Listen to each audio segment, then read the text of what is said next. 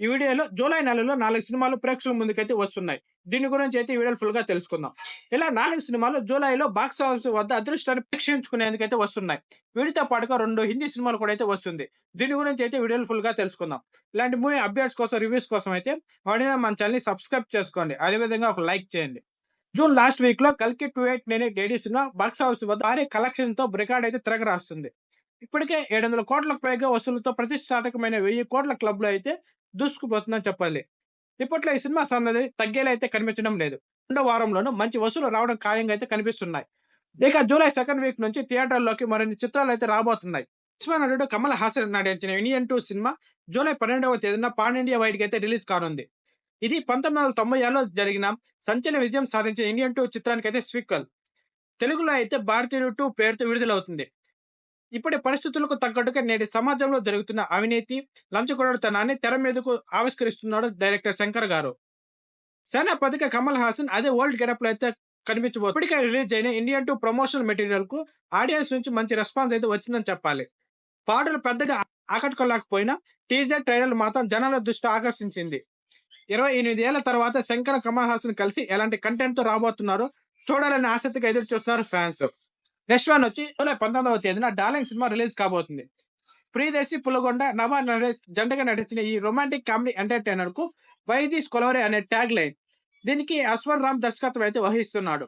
అనన్య నాగేళ్ల కీలక పాత్రలో అయితే కనిపించబోతుంది. అయితే 'హనుమాన్' వంటి ఎపిక్ బ్లాక్ బస్టర్ ను నిర్మించిన ప్రొడ్యూసర్ నిరంజన్ రెడ్డి తన ప్రైమ్ షో ఎంటర్‌టైనర్ బ్యానర్ పైన అయితే ఈ చిత్రం నిర్మిస్తున్నాడు.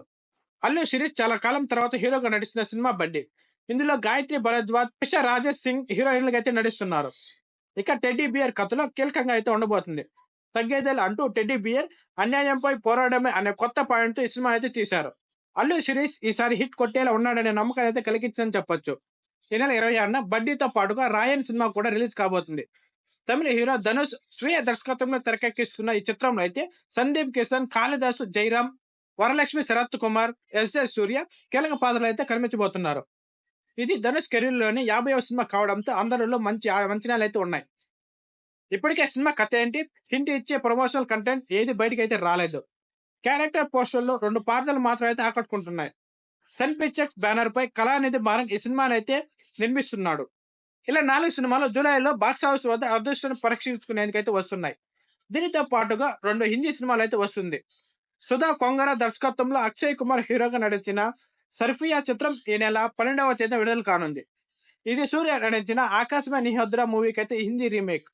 అలానే విక్కీ కౌశల్, తృప్తి డ్రిమి ప్రధాన పాత్రలు పోషించిన 'బ్యాడ్ న్యూస్' చిత్రం జూలై 19వ తేదీన ప్రేక్షకుల ముందుకైతే రాబోతుంది. మరి వీటిలో ఏ సినిమాలో పాజిటివ్ టాక్ తో మంచి వసూలు సాధించిందో అయితే వెయిట్ చేయాల్సిందే. That's all today. ఇలాంటి మూవీ అప్డేట్స్ కోసం, రివ్యూస్ కోసం అయితే వెంటనే మన ఛానెల్‌ని సబ్స్క్రైబ్ చేసుకోండి. అదే విధంగా ఒక లైక్ చేయండి. లైక్ చేయడం వల్ల మరిన్ని వీడియోలు చేయడానికి సపోర్ట్‌గా ఉంటుంది. Thank you.